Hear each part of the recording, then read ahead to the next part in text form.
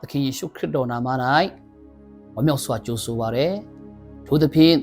New Wine အသင်းတော်ရဲ့ပုံတော်နဲ့ဝိညာဉ်ရေးအာဟာရညနေစာအစီအစဉ်မှာသင်ကိုလိုက်လဲဝမ်းမြောက်စွာကြိုဆိုပါရစေ။ဒီနေ့ကျွန်တော်တို့ခွန်အားယူမဲ့နှုတ်ကပတ်တော်ကိုဖတ်ချင်ပါတယ်။ဇာခရိအနာဂတိကျမ်းအခန်းကြီး၄အပိုက်ငယ်6ကောင်းကင်တမန်ကလည်းဇေရုဘဗေလသို့ရောက်လာသောသာရဖျားနှုတ်ကပတ်တော်ဟူမူကားဤအမှုသည်ဘူချီအဖြစ်မဟုတ်အာနာတကူအဖြစ်မဟုတ်ငါဝိညာဉ်အဖြစ်ဖြစ်လိမ့်မည်ဟုကောင်းကင်မိုးချီရှင်သာရဖျားမိန့်တော်မူ၏ဝန်ခံတော်တဲ့နှုတ်ကပတ်တော်နဲ့အတူအားလုံးပေါ်မှာဖျားသခင်အထူးပဲကောင်းချီးပေးပါစေကျွန်တော်ဒီအရာကိုကြည့်တဲ့အခါမှာယူဒမြို့ဝင်ဖြစ်တဲ့ဇေရုဘဗေလကိုဘုရားကပြောပါတယ်ဒီအရာကဘူချီအဖြစ်မဟုတ်ဘူးတကူအဖြစ်မဟုတ်အာနာအဖြစ်မဟုတ်ဘူးဝိညာဉ်အဖြစ်ဖြစ်လိမ့်မယ်လို့ပြောသောကြောင့်လက်ရှိအခြေအနေမှာယုံကြည်သူတော်တော်များများဟာအခြေအနေအကြောင်းအမျိုးမျိုးကြောင့်ခန္ဓာစိတ်ဝိညာဉ်အကုန်လုံးပျက်စီးယိုယွန်းနေတဲ့ကာလဖြစ်နေပါတယ်အဲ့ဒီအတွက်ကြောင့်ဒီဇေရုဘဗေလရဲ့အပေါ်မှာဖယားသခင်ကဘာပြောတယ်လဲဆိုတော့ပျက်စီးယိုယွန်းနေတဲ့ဗိမာန်တော်ကိုပြန်လဲတည်ဆောက်ဖို့ရအတွက်ဖယားနှုတ်ကပတ်တော်အဖြစ်ဣသီလလူမျိုးရဲ့အပေါ်မှာဖယားတုန်တင်ပြီးတော့နှုတ်ကပတ်တော်ဖြစ်တယ်ဆိုတာအရင်ဦးဆုံးပြောချင်ပါတယ်။ဒါကြောင့်ကျွန်တော်ယခုလက်ရှိအခြေအနေမှာပျက်စီးယိုယွန်းတယ်လို့ပဲအဲ့ဒီခေတ်ကာလတုန်းကလည်းဣသီလလူမျိုးရဲ့အတ္တတာကိုပျက်စီးယိုယွန်းပြီးတော့မှနှုတ်ကပတ်တော်ကပြောသောအရာကိုဒီနေ့မှာချစ်တော်မိသားစုအားလုံးကိုအနည်းငယ်လေးဝင်ကအားပေးချင်ပါတယ်။အဓိကခေါင်းစဉ်ကတော့တတ်နိုင်တော်မူသောဝိညာဉ်တော်လို့ဒီနေ့ကျွန်တော်ပြောချင်ပါတယ်။နံပါတ်1ချက်အနေနဲ့ဘာတွေ့ရတယ်လဲဆိုတော့နေဟမိမှတ်စာထဲမှာနေဟမိရဲ့အတ္တတာကိုဖယားသခင်ကပျက်စီးယိုယွန်းနေတဲ့မြို့ကိုပြန်လဲပြီးတော့မှတိဆောက်ဖို့ဖယားကသူ့ကိုဝင်တာစိတ်နဲ့လှုပ်ဆောင်သောအရာကိုကျွန်တော်တို့တွေ့ရပါတယ်ဒီလိုပဲနေဟမိရဲ့အတ္တတာထဲမှာလဲပျက်စီးယိုယွန်းနေတဲ့မြို့ယူကြီးကိုဖယားစကားနားထောင်တဲ့အခါမှာ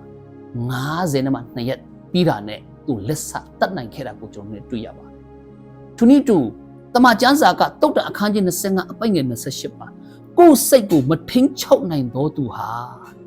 ရန်သူတွေအလွယ်တကူဝင်ရောက်နိုင်တဲ့အကာအကွယ်မဲ့တဲ့မြို့နဲ့တူတယ်လို့ပြောထားပါတယ်။ဒါကြောင့်ဒီကနေ့မြို့ယူတီဟူသောတင်းရဲ့ခန္ဓာကိုယ်ဒီတင်းကိုယ်တိုင်နှုတ်ကပတ်တော်အဖြစ်ပျက်စီးယူနေတဲ့ဒီခန္ဓာကိုယ်ဟာဖျားဖက်မှာကျွန်တော်တို့ လှည့်လာဖို့နေဟမိရဲ့အတ္တတာကိုဘုရားစကားပြောသလိုကျွန်တော်လှည့်လာဖို့လိုအပ်ပါတယ်။ဘာကြောင့်လဲဒီခန္ဓာကိုယ်ဟာလောကရဲ့အရာတတ်မှတ်တဲ့ဆွဲလန်းထဲမှာပဲအသက်ရှင်နေတယ်။ဒီခန္ဓာကိုယ်ဟာကျွန်တော်ဒီကနေ့ဗိမာန်တော်တော်မှတနည်းနဲ့ဘုရားကြောင့်ပုံမှန်မရောက်လာနိုင်တော့ဘူး။တင်ရောက်လာနိုင်ဖို့ရအတွက်တက်ဆွမ်းနိုင်တော်မူသောဝိညာဉ်တော်ကိုအားကိုးဖို့ကျွန်တော်ဒီနေ့ပြောချင်ပါတယ်။နေဟမိကပျက်စီးယူရနေတဲ့ဒီမြို့ရိုးကိုသူ့ကိုယ်တိုင်တိဆောက်တယ်လို့တင်းရဲ့ပျက်စီးယူရနေတဲ့ခန္ဓာကိုယ်ကိုဖယားစီမှာယူသားဆိုတဲ့နှိမ့်ချစွာနဲ့ပြုတ်ပင်ခံဖို့ရအတွက်ဝိညာဉ်တော်ကိုနေရာပေးရအောင်နံပါတ်2အဲဇရာရဲ့အတ္တတာကိုကျွန်တော်တို့တွေ့ရပါတယ်အဲဇရာမှတ်စာအခန်းကြီး၄အပိုက်ငယ်1ကနေ6ကိုကြည့်တဲ့အခါမှာဣသရေလလူမျိုးရဲ့စိတ်နှလုံးကပျက်စီးယူရနေပြီယခုခေတ်ကာလယုံကြည်သူတွေရဲ့အတ္တတာထဲမှာလည်းစိတ်နှလုံးတွေပျက်စီးယူနေပြီတော့ချစ်တော်မိတ်ဆွေကျွန်တော်ရဲ့စိတ်နှလုံးတွေကဘုရားကျောင်းမှာထိုင်နေတာဒီနေရာမှာမရောက်ဘူးအခြားသောအရာတွေရောက်နေတယ်ဖယားထက်အခြားသောအရာကိုကျွန်တော်ကဒီနေ့ဦးစားပေးနေတယ်အဲကြောင့်အဇရာရဲ့အတ္တတာကိုဖယားသခင်ကဒီဣသရေလလူမျိုးတွေရဲ့စိတ်နှလုံးကိုပြုတ်ပြင်ပြီးတော့မှတိဆောက်ပေးသလိုကျွန်တော်ရဲ့အတ္တတာထဲမှာလေဒီနေ့ဝိညာဉ်တော်အဖြစ်တိဆောက်ဖို့ရအတွက်တင်ဒီကနေ့လက်ခံဖို့လိုအပ်ပါတယ်နံပါတ်3ချက်ဖယားသခင်ကဇေရုဘဗေလကိုဘာတာဝန်ပေးထားတယ်လဲဆိုတော့ပျက်စီးယူယွန်းနေတဲ့ဗိမာန်တော်တိဆောက်ဖို့အကြောင်းတစ်ကောအခန်းကြီး3အပိုက်ငယ်16မှာတင်တို့ဟာဖယားသခင်ဗိမာန်တော်ဖြစ်ကြတယ်လို့ပြောထားပါတယ်ဒါကြောင့်ဒီပျက်စီးယူယွန်းနေတဲ့အထဲမှာရှိတဲ့ဝိညာဉ်ရေးရာကျွန်တော်ဒီကနေ့ပြုတ်ပြင်ပြောင်းလဲဖို့အချိန်တန်ပြီတင်းရဲ့ဝိညာဉ်ရေးရာတင်ဒီကနေ့မပြုတ်ပြင်ဘူးအပြုတ်ပြင်ခြင်းမခံရဘူးဆိုရင်တာ၍ကျွန်တော်တို့ ਨੇ ဆူရုပ်ဖို့ပဲဖြစ်တယ်။ယုံကြည်သူဖြစ်ပြီးတော့တနည်းနဲ့ဖျားကြောင့်မတက်တော့ဘူး။ဖျားကြောင့်လာပါလို့ပြောရင်လည်းမလာတော့ဘူး။ဘာကြောင့်လဲ။အထဲမှာရှိတဲ့ဝိညာဉ်ရပျက်စီးနေပြီ။တင်ဒီကနေ့အပျက်စီးမခံပါနဲ့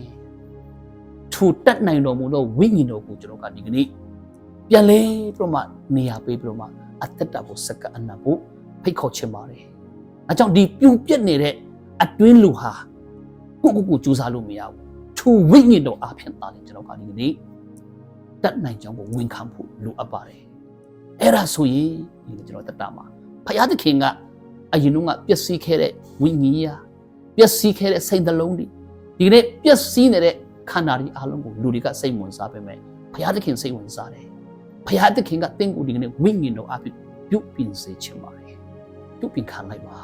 အကြောင်းဝိညာဉ်တော်အဖြစ်ပဲကျွန်တော်တို့နေတတ်နိုင်တယ်ဆိုတဲ့အရာလေးအဖြစ်ဒီကနေ့ဝိညာဉ်ကြီးရအာဟာရအစီအစဉ်ကနေတိုက်တွန်းခွန်အားပေးချင်ပါတယ်